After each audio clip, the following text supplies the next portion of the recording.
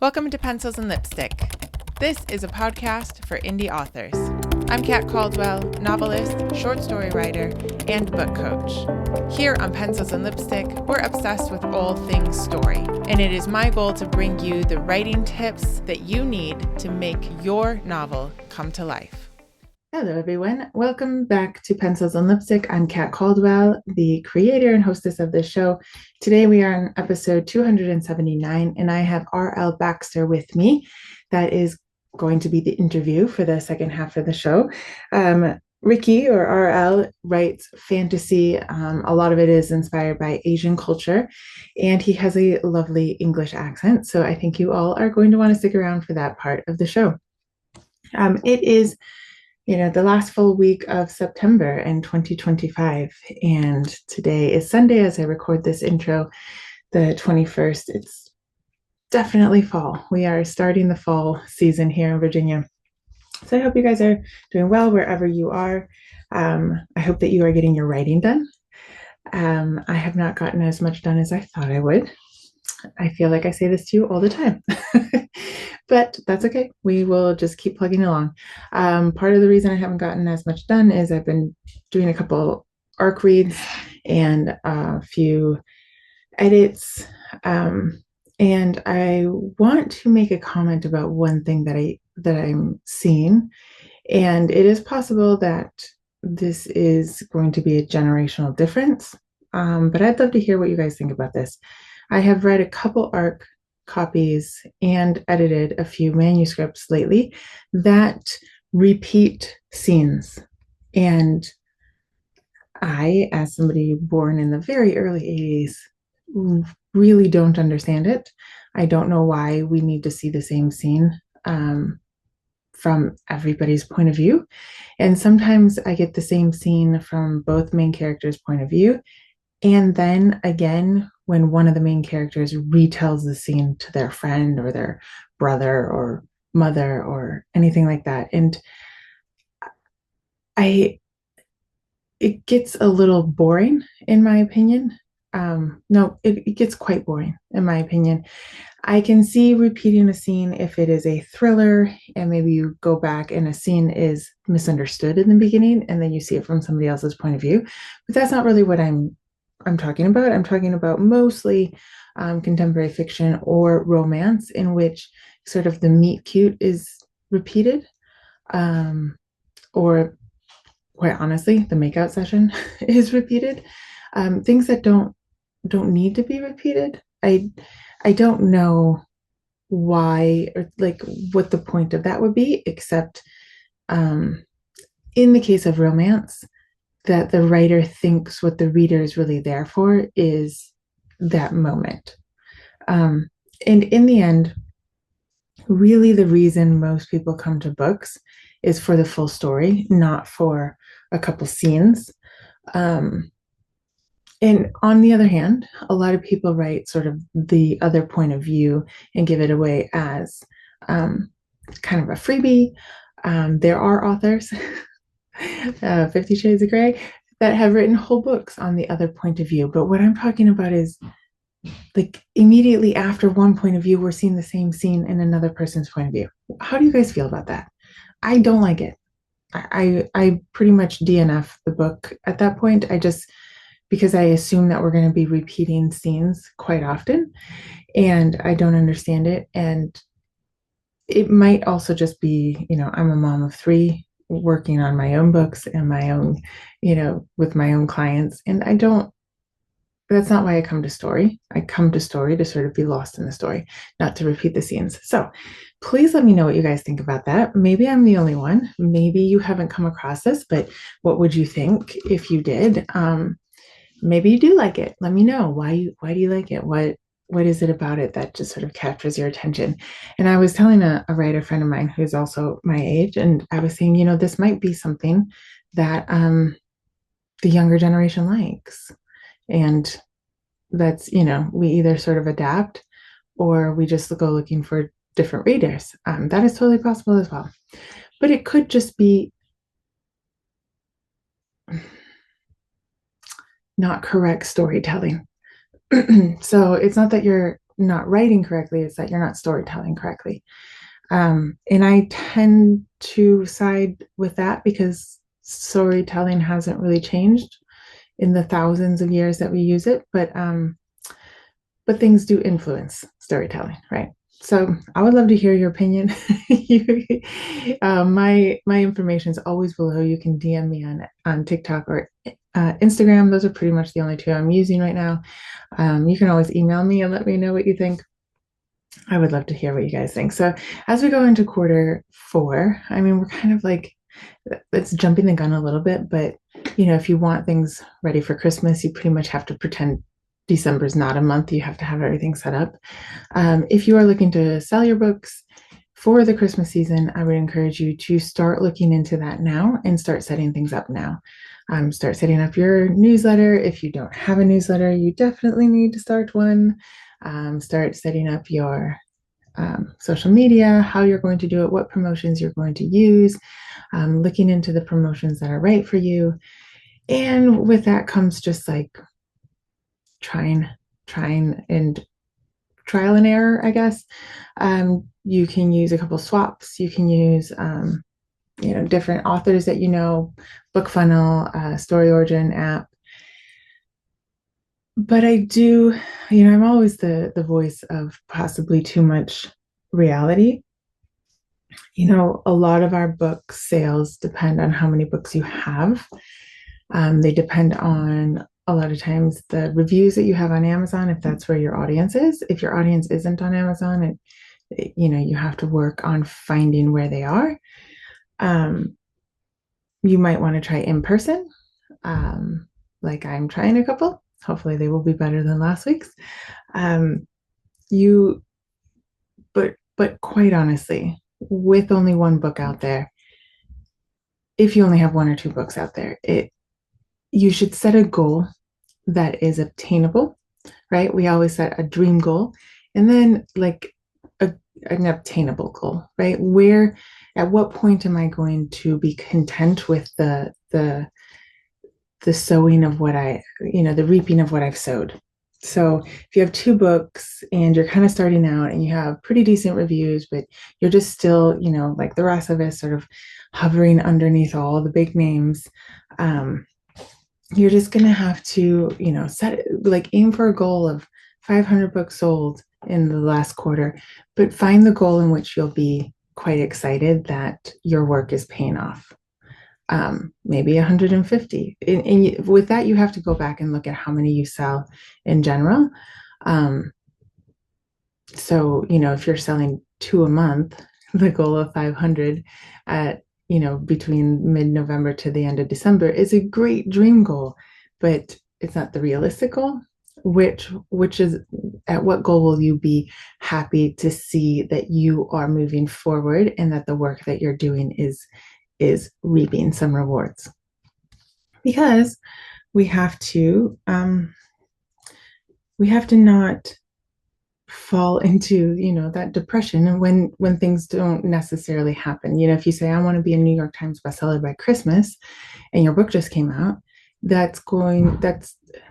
I'm not going to say it's impossible, but it would take, as we talked about 3 weeks ago, quite a bit of time and quite a bit of money. And you would need to know already how that path would look like, because that's a very detailed goal.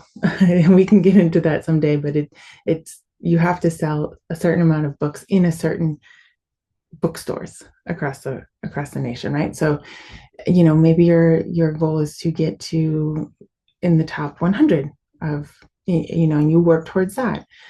Tell people on social media about your goal. Maybe we should challenge each other to do that. But above all, your work as an author is both selling your book and writing your book. So I want to make sure that you guys are still writing. Me too. You have to keep writing your books. And keep finding the places that your audience is going to. So I encourage you guys to do a little bit every week, right? A little bit of writing, a little bit of marketing, a little bit of sales. Find where people are and and put yourself out there. Try something new. Maybe the for the from here until the end of the month, maybe try something new to see if maybe your audience is there. And if they're not, no big deal, right? You met new people who like books, just not your genre. Cool. No problem. But what if, right? Like, what if your audience is in this new place? Maybe an in-person thing, maybe a online thing, maybe a book swap with somebody. So I do want to introduce you guys to Ricky because we have quite a fun conversation. So I'm going to move us over there. Ricky Baxter is a London born fantasy author of novels and short novellas. He is an avid blogger, giving advice and thoughts to fellow creators from all walks of life. And he has a lot of fantasy books that are sort of based on his love for Asian culture. So we talk a lot about that. We talk about he's been in this for quite a few years, and book covers, and changing the times and finding the right audience, and writing in several different genres, even if it's under fantasy. Finding like what the difference between YA and adult and all that. So we have a really fun conversation. I want you guys to definitely follow Ricky on social media. His links are below. Check out his books. I also have the link to his Amazon page and his website. So you guys, please go check him out if you are a fantasy reader or writer. We should all be following each other and supporting each other. But before you do all that, let's listen to the interview with Ricky Baxter. All right, I'm so excited to have Ricky Baxter on the show. Hello, Ricky. How are you doing? Oh, hello, Kat. I'm doing very well, thank you. Doing very well. Happy to be here. I'm happy to have you, and I'm pretty sure all the Americans are already swooning at your accent. So, Oh, thank you. We'll just keep you talking, and they'll listen. So I wanted to have you on. I have lots of writers on who are like romance writers and some other genres, but you are fantasy, so I want to talk about fantasy because Yeah. it's kind of a big deal these days, which is awesome for you. So how did you get into like fantasy writing? Was that the first genre that you chose to write Yeah. in? Yes. Okay, that's a good question. For me, it has always predominantly been fantasy. Really? Always, always. And that came from a very young age. Um, I don't know what it's like for other fantasy authors, or just fantasy writers, but for me, it was a natural response to just escape from the real world. Okay. Yeah. You Yeah. know, I've always had a good childhood, pretty much, but I always wanted to escape to the world of fantasy. Yeah. That whole daydreaming thing. I used to daydream all the time. So much so, I couldn't listen, I wasn't able to listen to sort of the class. Like the teachers would get really They annoyed. would get mad. They would get really mad in our primary infant school. And then yeah, I just remember the teachers saying, Ricky, you keep daydreaming, do something with your imagination. And they kept on saying it. And that was before I even knew how to write a story. I was very Yeah. young. But how I got into actually putting it down to sort of paper was in secondary school, kind of like what you would consider high school. Okay. Um, in our English class, we had an assignment that we all had to do, which was called original writing, where we had to think of a story. So after reading Romeo and Juliet or Macbeth and all that stuff, we were tasked with writing our own story. So that was when we were taught the basics of Okay. how to sort of construct a story together and stuff. And then it just flowed naturally. That's when I was finally able to get all this crazy stuff in my head into some sort of piece Like, of yeah, you're paper. like, oh, this is what I was supposed to do. Exactly. Yes, this is where, and it started there. And Okay. I just didn't realize the amount of imagination I had. And yeah, and just from there, I just kept writing You couldn't constantly. stop writing. So Yeah. were you like the kid who's like making up these worlds in your writing, and then you have to like over here you usually have to present it, and over here like the 16-year-old girls are just like basically writing fanfic of Romeo and Juliet, but he's hotter, or something. Like, but did you have like flying people and witches and I don't know, like what was how fantastical was yours compared to everyone else's? Oh my gosh. Okay, so it was wild because a lot of my imagination came from influences in the West, Okay. but also influences from the East. So a lot of Okay. the Japanese, Chinese traditions. Yeah. So there's a lot of things like flying dragons, Right. other than other than witches and magicians, there are also like Taoists and monks and stuff. So in this particular story, it was so wild. It was about a boy who could transform into a tiger. And That's a lot, awesome. it was, I don't know where it came from, but it just made sense. And Yeah, a of lot, course. because, Who it's wouldn't what want to? to just transform into a tiger. and and he goes on this journey, and along this journey, he meets a fairy, he meets a mechanic, who could create sort of robots and stuff. And they go on this fantastic journey, and it was so big and so wild. But an interesting story from interesting sort of how it turned out was I had always achieved low grades in school, sort of Okay. average to below. But this was the first assignment where I received an A star, like the Ooh. first.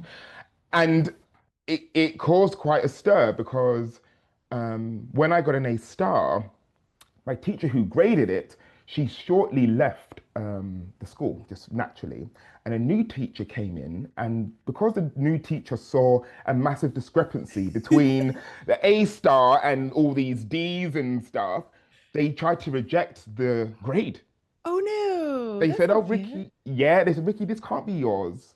You must have copied it." And I said, "No, this is mine. I promise. Oh I did no. not forge this." Yes, but we You're sorted it like, out. this is the first time I'm not bored, y'all. Like, what is going on? Oh my gosh. Yeah, That yeah, is so from then, so I know that these days we have like these genres. I don't know if I was just out of it as a kid. And like when I walked into the library, there was like mystery genre and I guess historical, maybe. I would always like go to the fiction, and yeah, so like King Arthur's Court, I guess, would be kind of fantasy, but that wasn't, it was, literature. I don't know, it was a book. Like, yeah. so did you know that what you were writing was fantasy, or was it just like your story? Did you have those genres that you Well, that's the thing. That's such a good point because even as a child, I didn't really read sort of mm, like these novels. So there wasn't many things to sort of take inspiration from sort of novel wise. I didn't right, look at certain books and think, oh, right, I'd like to have my story like this or right, that. okay, Right. And yeah, it was so when I wrote, it was from such a pure place that even when somebody asked me, Ricky, what's your genre? I wouldn't be able to answer them because it was so natural interesting, to yeah, write something that is made up. And then I later found out, oh yeah, this is fiction and this is fantasy fiction or this is yes, high fiction, high fantasy and yeah, all these things. But I think sometimes when we're young, and I think the beauty of when we write when we're young, which is what I always encourage, is sometimes it's helpful to not even put it in a box. If you have something, just keep writing it, yeah, right? And the rest will come later. yes, So yeah, to answer your question, absolutely. I didn't really, when I was in the library and stuff, it was very hard to sort of find the things what I really liked or what not. right, But right, but I just when it came to my writing, I just wrote what I liked, and it just yeah. Well, I fantasy. want to turn into a tiger, therefore. Like, why not? Therefore, right? So when did you become like, I'm gonna write a book and publish it? How what from the point of almost getting a D again Yeah. unfairly to your first book? Absolutely. So ever since that time, I was always writing in my room without the thought of being published. I was just writing. I wrote so many books, hundreds of books as a teen from that Wow. moment.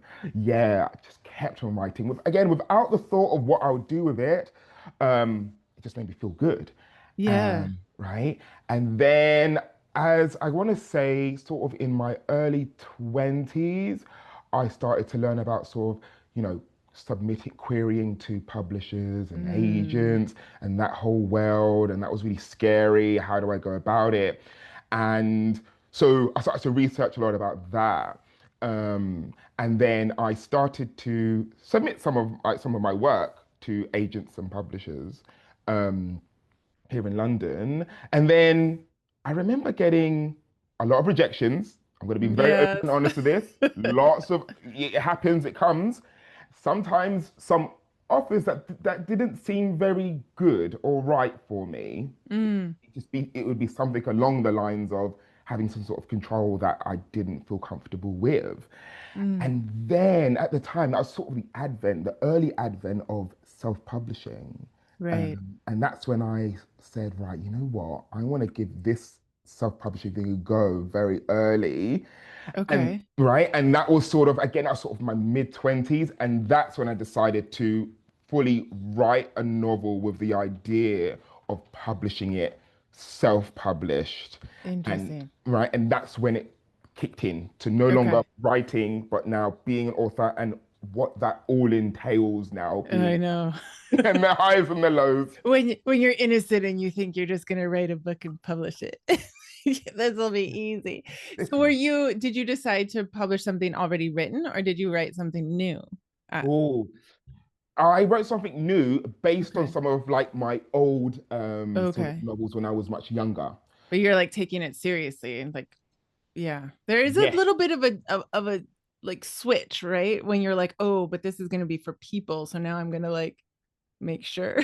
yes, it's true. And sometimes that can be a bit of a blessing and a curse, isn't Yeah, it? I can, Right? yeah. Because sometimes you think, right, sometimes you may overthink because you're thinking not only of yourself, but now you may be trying to preempt what the reader may So like true. or not. So sometimes that can help, but sometimes that can sometimes get in the way. So there was that little, yes, balance to be Yeah. had with it. And I remember the first book that I published was named Gideon and the Crimson Samurai. And that was the one that I first self-published. And that was very interesting. Again, just like you said before, I think the idea was, okay, this will be so easy. And then I found it wasn't very easy.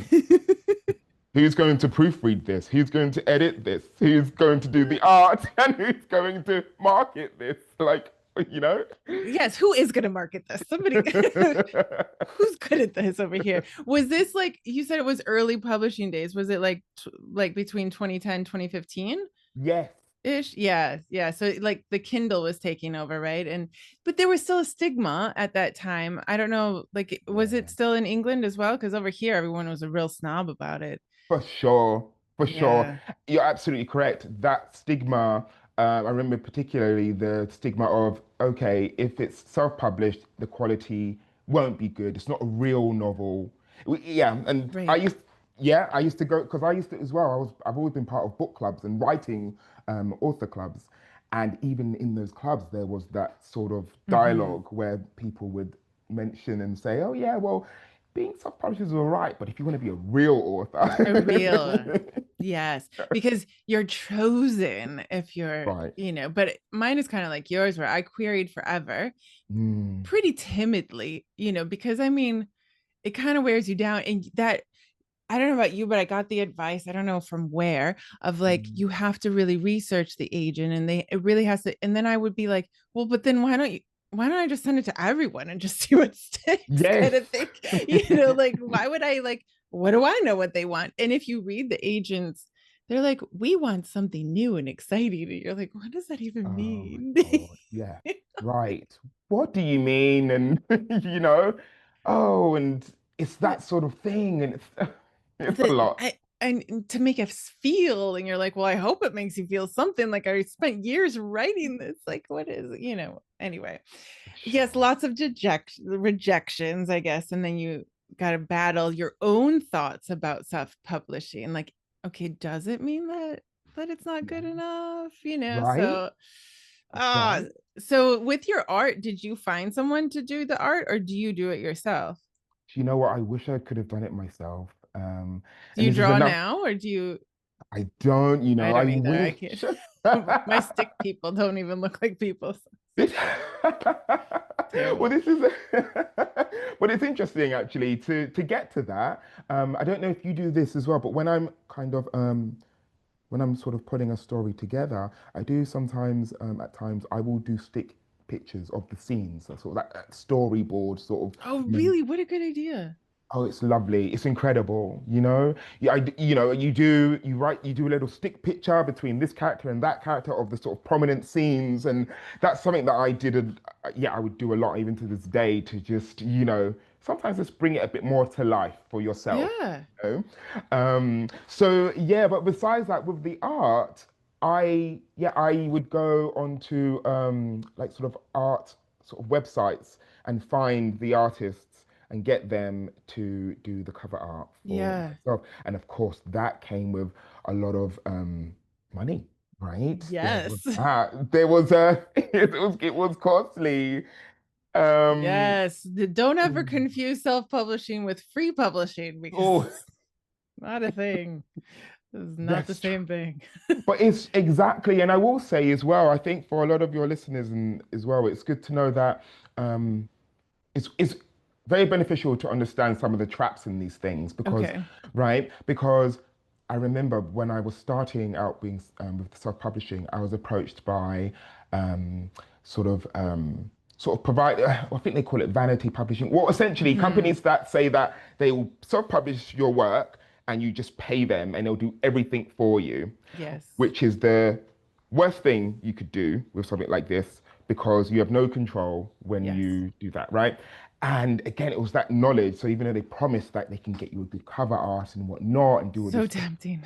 so tempting. They will do all the work for you, they say, but it just sits there and nothing happens. So again, I avoided that, but it just meant that I had to go to artists, illustrators myself. I went on to Fiverr. Yes. That one. Yeah. Yeah, use Fiverr, and I used that with all of my books at the time, and that was very interesting as well with that one. Right. And that's like people weren't super knowledgeable, weirdly enough, about like the pixels and the dimensions. And like you had to figure that out, right? And you Yeah. had to tell them what to do. Yes, yes, for sure. And it's such a minefield because you meet some amazing artists as well, right? And illustrators. Even many that I know to this day, amazing. And you have some who can pick out the image of what you want. They just Mm, know, right? And then there are others who may not. And it's being really, at times, you kind of have to be a little bit bossy and say, no, yeah. this isn't working. This is not going to work for me, because it's your baby, isn't it? It's your Yeah. creation. Right. So I did learn a lot through that working with, artists and stuff. So I did a lot of my work in the beginning. I used a lot of the artists for the cover art, the front. Okay. So let's talk a little bit about that because I've encountered a lot of especially new authors who want to just find someone who knows how to make a book cover and like let them make a book cover. Mm. And usually it doesn't work out how they want. So you sound like a very visual person. Like you can see your story in your head almost like a movie. Is Yeah. that true?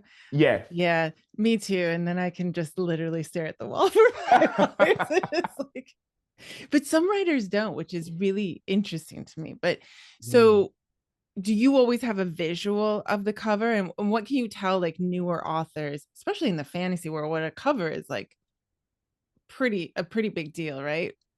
On Yeah. how do you deal with the authors and the artists and like communicating and knowing what to tell them, I guess, to put on it. Y- For sure. So, in my opinion, you need to, in my opinion, have what you want, right? In the end. So, in other words, before you go to anybody else, you need to make sure you need to have a clear image of how you want it to be, Okay.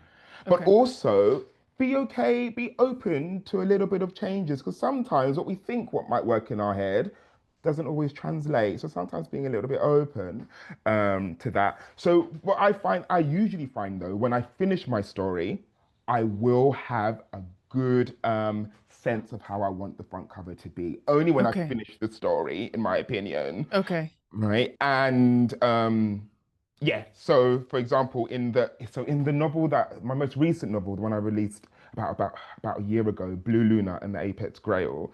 With that one, I did want it to. A lot of it is about a young person's innocence. In other words, a boy who wants to save the world, Hmm. and but he's tasked with a lot of this responsibility. But he's a child tasked with the Right. responsibility. So I wanted to capture that sort of innocence Yeah. of when we've all been overwhelmed with a responsibility when we were young, growing up. Yeah.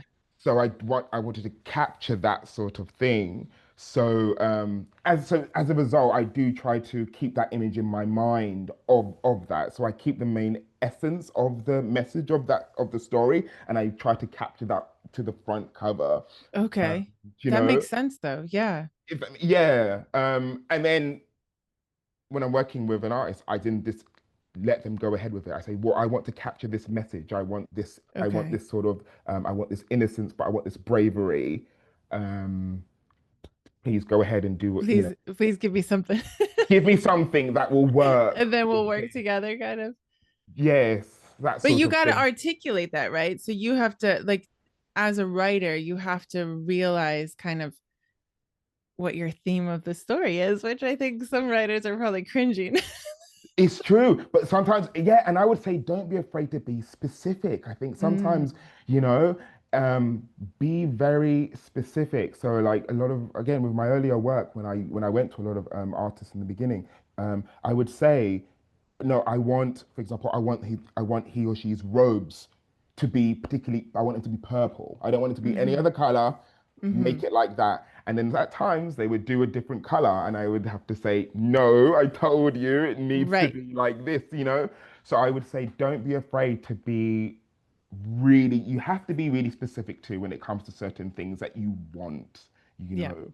Um, but it is a tricky one. It's a trial and error as well. And It is a bit, yeah. And you've done now 12 book covers, right? So there, I'm sure you've worked with several different artists. And it's interesting how like I always tell somebody was getting really frustrated and I was like, they're probably working on several projects at once. yes, So just remind them, you yeah. feel like this is a one-on-one relationship, and it is, but it's not the only relationship. So like feel free to politely remind them. Yes, Like, for sure. Exactly. Because sometimes yeah, it's understanding that they're not only working with you, they're working with other people, of course, right. especially if they're really good. But it's interesting where I am now. I've incorporated, which I'd love to have this discussion with artists and also AI with the Really? images. Okay. So you find with a lot of my recent ones, I've updated them and I've incorporated the general image and I've sort of merged it with the inclusion of sort of the AI's idea because I want to give that bit more oomph, Yeah. basically. Yeah. And at times, when I would explain to the artist certain things that I want, they wouldn't quite get what I needed. Right. So when this new advent of AI images came out, I thought, right, now let me see what this can do with what I already have and see what Yeah. it can do in terms of everything from sort of like what was already been done, the image, everything from the color, to say how can it make this even greater. So that's been Yeah. very interesting, seeing What the have you been inclusion. using? Oh, is it Like Mid Journey or Mid-Journey? yeah. Yeah. It's cool how it can make like little 2-second videos where they can make like your still image move. I kind of find that really fun. Have you Oh, I seen haven't that? tried that yet. Where I've did I seen. find that the other day? I'll have to try to remember. I think it was Mid Journey does it. Okay, I'm gonna remember. Oh, actually, Wow. Author Scale. I was playing around on Author Scale, which is Oh. this app. Well, I mean, it's online, right? But Hmm. where you can put in like parts of your book and it will make like slides for social media, but then you can upload your picture and it will make that little moving So it kind of like That's makes a little incredible. reel, and it doesn't move for very long. But so, because like on one of yours here, you have like two, it looks like two warriors, the seventh blessing, they might be like, Yes. it might actually make them move their arm. I have a couple and they're kind of dancing, which I don't know. It was just so fun. I love that. That's Yeah. incredible. I'll remind you of the link. I'll put the link in the show notes. But some people have like this I find this a very silly issue. Somebody's going to Mm. cancel me for this or stop listening.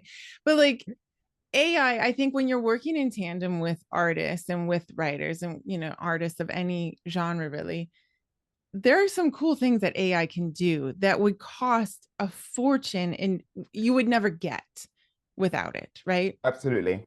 It's just, I don't know. Absolutely. No one's going to be able to pay someone to like draw out a whole video. Like that's a lot of still shots, That's the thing. But it's sort of so interesting. I do, I find it so interesting where we are when it comes to Mm, writing now, isn't it? Because I put this off for for the longest time, the inclusion of technology. I really was very much like, no, actually let me not go anywhere near where we are now in terms of this AI and inclusive things. But then when I saw a glimpse of what it could do with some of our work, yeah. um, and in my opinion, I think the trick is to not give it full dominance of your work, right? Right. Right. If there can be, I would say let it work for you. If there's an inclusion of what it can do to almost just enhance your work enough, but not, not have it so that it's sort of completely dominated your work, where it's Yeah. done everything for you. There needs to be that essence of, your Yeah. vision for your work, Absolutely. you know? Absolutely.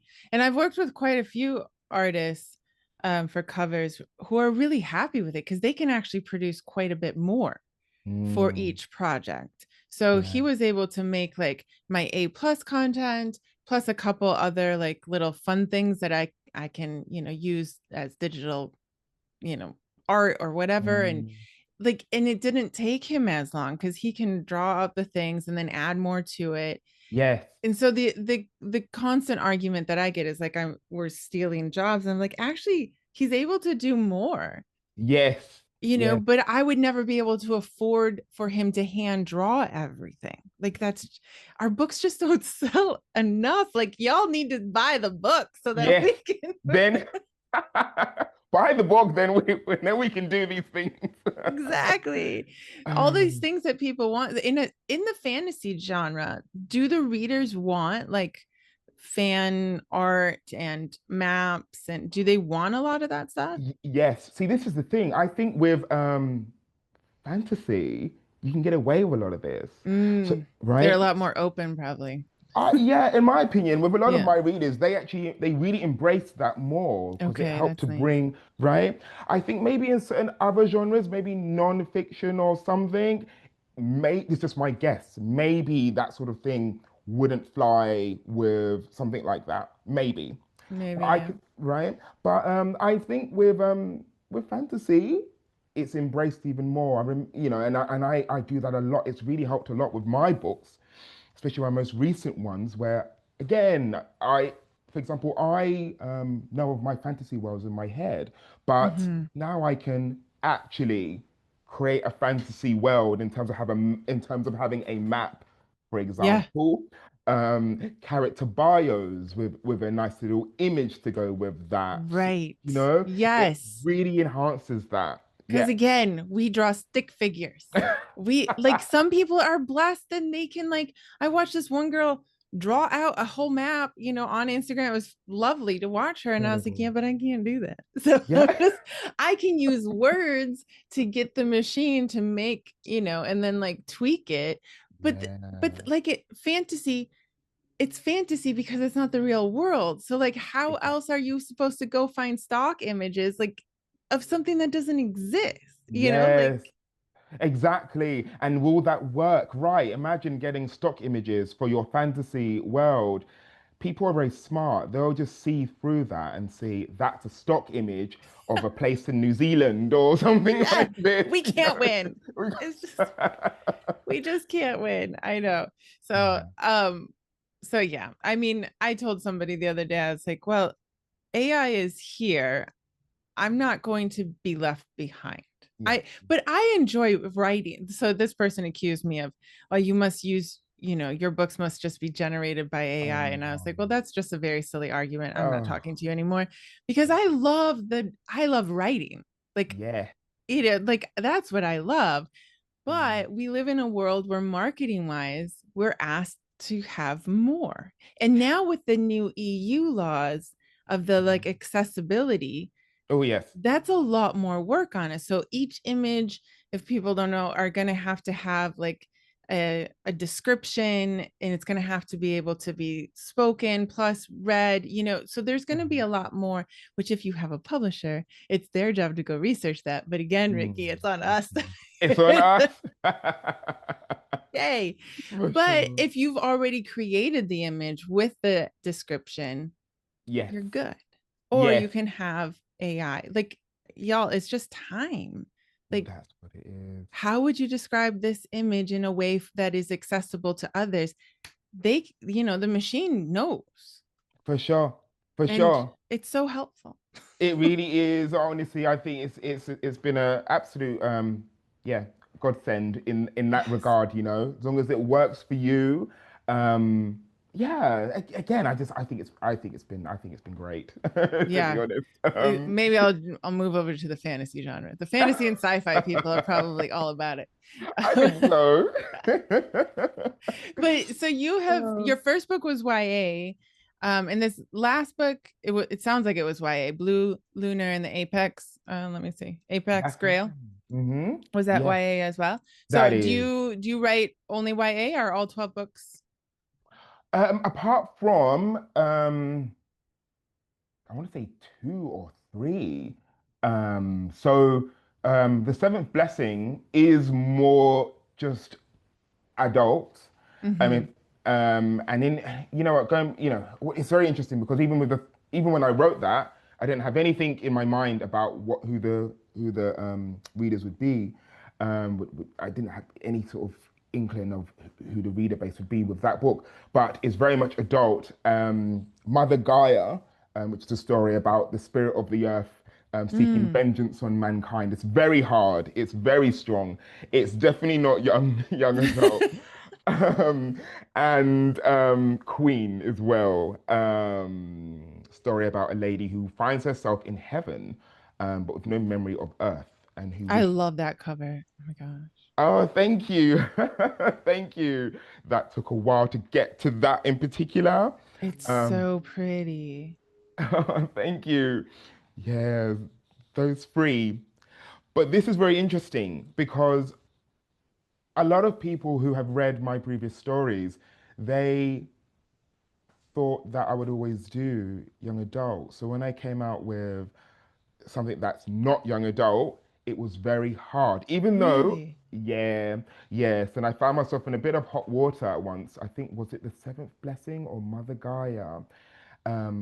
It had one or two sort of curse words. It's adult, right? So it's not always very pleasant. It's a little bit bloody, a bit real. Mother Guy's very like a dystopian Okay. Yeah. story. Yeah. And I remember one or two people who read it said, "Oh, I thought this was for young people. I thought this is what I expected this to be just like the ones before, you know?" And I remember when she spoke to me, this reader, I did mention, no, it's not that. It's very clear. So it's very interesting where, as a writer, as author, sometimes the things you write almost sometimes end up being a bit of a cage for you. It's very Yes. hard, right? Do you sometimes get that, or Yes. right? And instead of like reading the blurb, No, they get it. just buy it. And then, yeah, and you're not allowed, to change or to try something different or, yeah, it's interesting how readers want their writers to keep doing the same thing, which I don't, but they always want something new, but the same, you This is the know? struggle, isn't it? Yes, yes. And YA these days is getting, I think it's maybe getting remapped a bit. I mean, it is weird because it's like 12 to 18, which we all know 12-year-olds and 18-year-olds have nothing in common. Yeah. Like It's literally. true. 18-year-olds, Yeah. understand the world. 12-year-olds were still being like, no, people are nice, just, don't walk over there. Yeah. we're trying to be like, I mean, in the whole idea of like a couple swear words, uh, I don't know. It just kind of, it's not train spotting, right? Like we are like it's just a few curse words. People Yeah. hear it all the time, even your teens.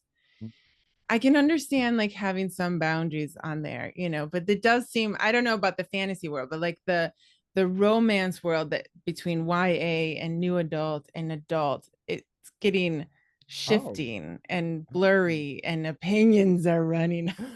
Oh, see, that is so, it's really tough. And especially as authors, it's hard at times when you still want to express yourself, right? And express that message within you while at the same time not being put into a box. So, Mm, right?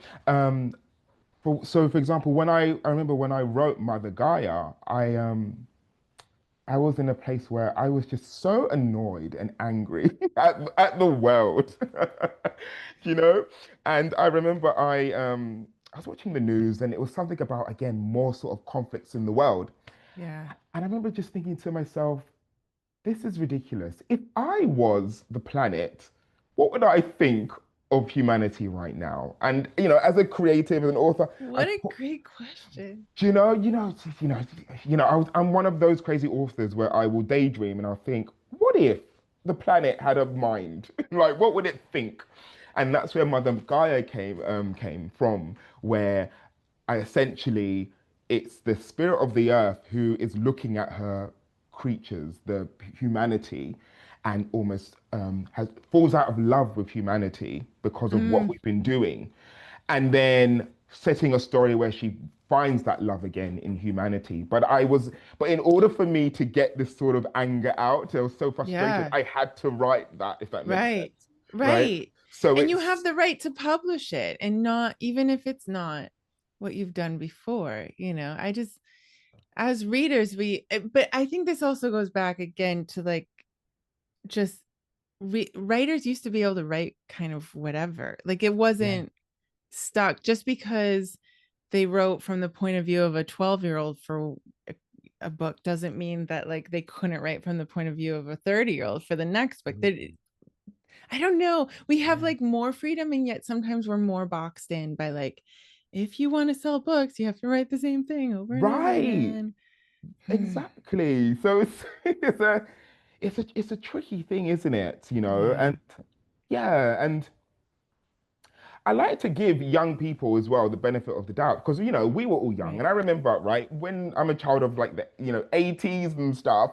But even when I was young, I would watch cartoons and whatnot, and then with my family we would watch like an action film with Yeah. Arnold Schwarzenegger and or Steven Seagal with like fighting and stuff. But we were still able to process the things that Right. mattered, if that makes sense. Yeah. And I think because of that mentality, I think a lot of us from that time, and especially when we're authors, we carry that thing, that sort of mentality of, yeah, actually, still you can do something that is young, but then you can do something that's a little bit older. But even if a young person was to come across some of these things, they could, I don't know, somehow process the Yes. sort of concepts, if that makes sense? Yes. Give them kind of the benefit of the doubt. I never like read children's book. You know what I mean? Like it wasn't Yeah. a thing that Mhm. I know of. It wasn't part of my radar.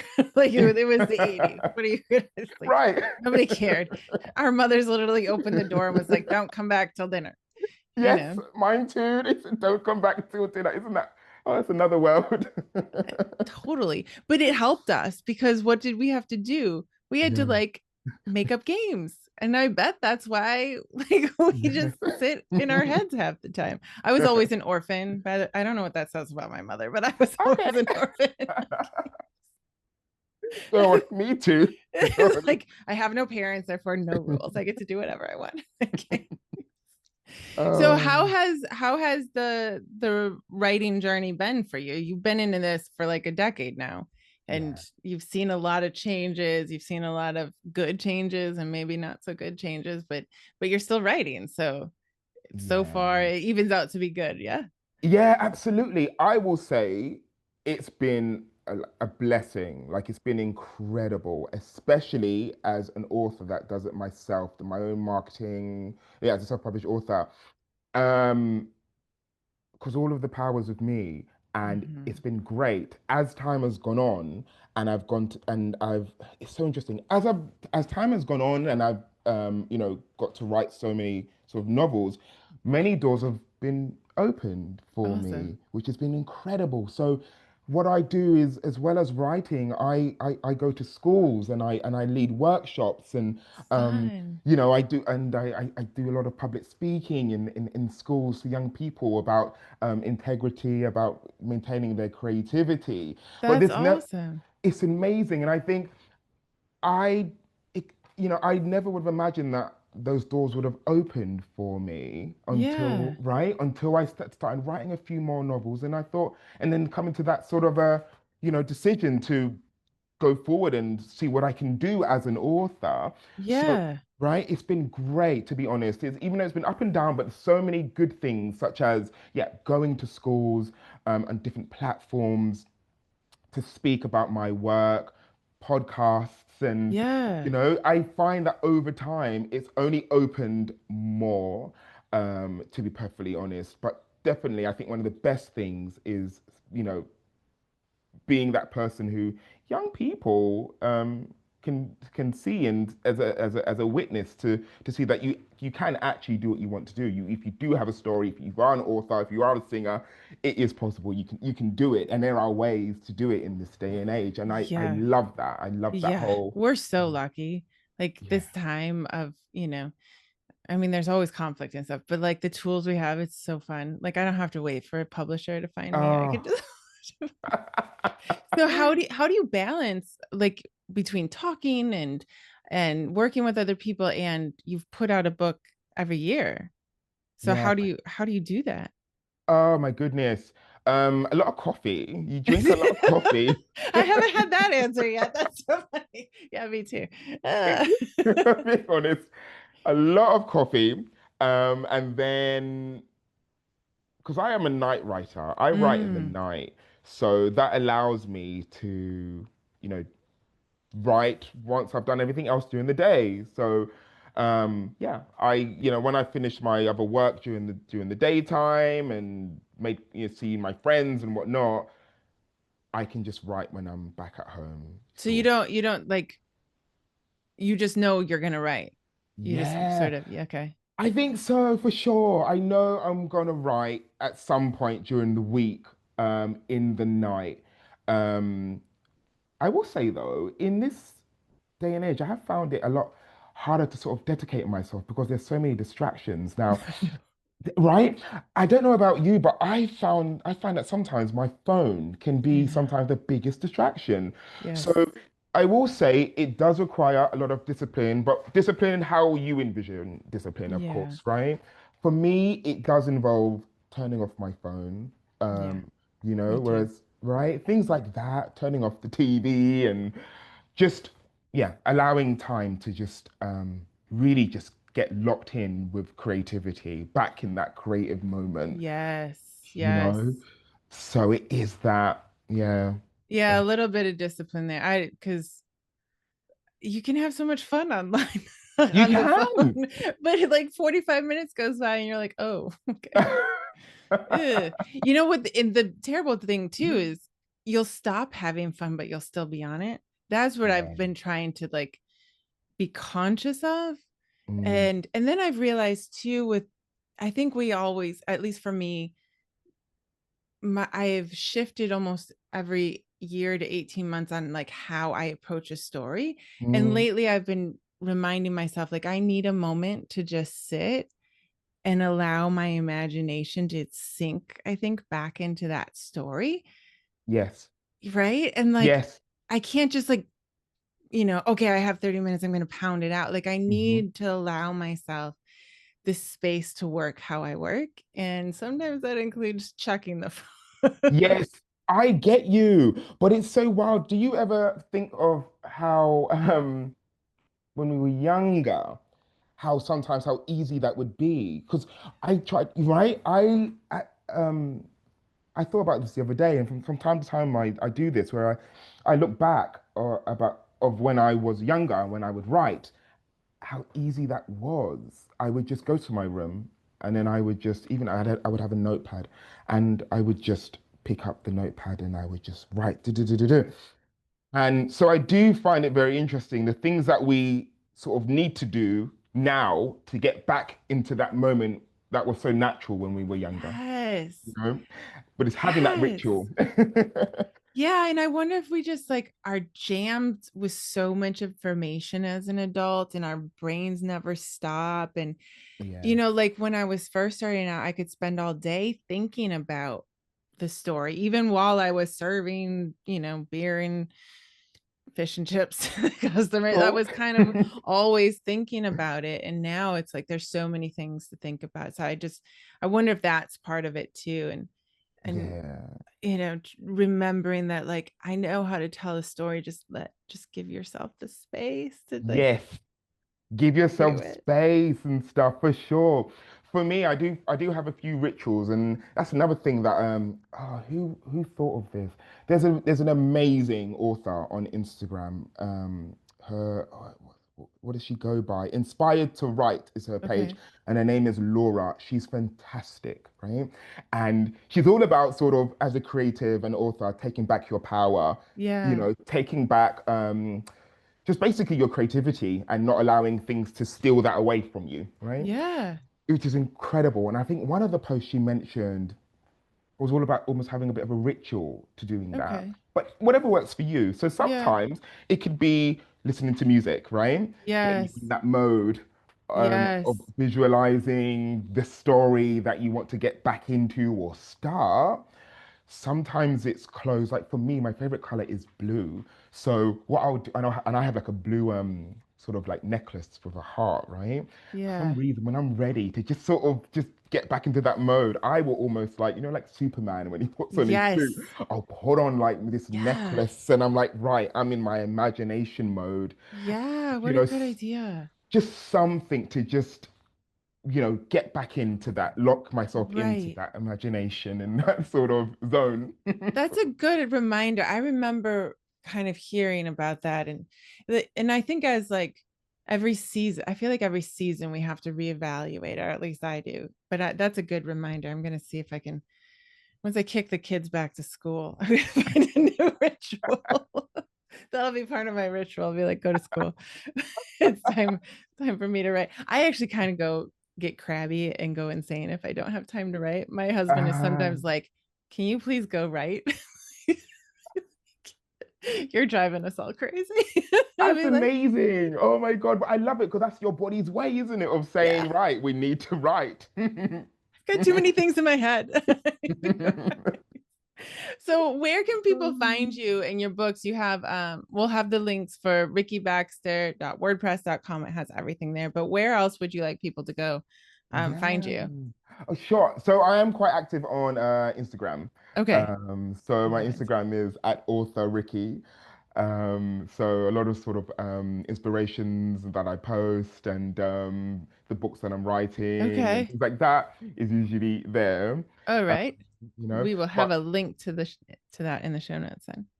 please do. And my work is on Amazon, um, Barnes and Noble, and Goodreads and Waterstone. So yeah, if you just type in Ricky Baxter or RL Baxter, you'll find a lot of my Okay. work there. So And if yeah. anyone's in England, is there any a time that you say like where you're going to be speaking, or is that usually like private engagements? Is there any place that people might be able to see you?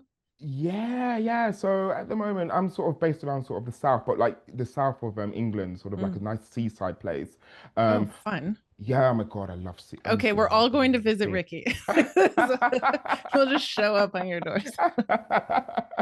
Yeah. So at the moment I'm doing a lot of again sort of talks at schools, Okay.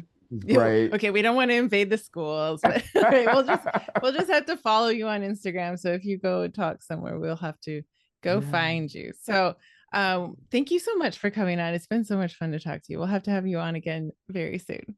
Thank you. Okay, it's been a pleasure.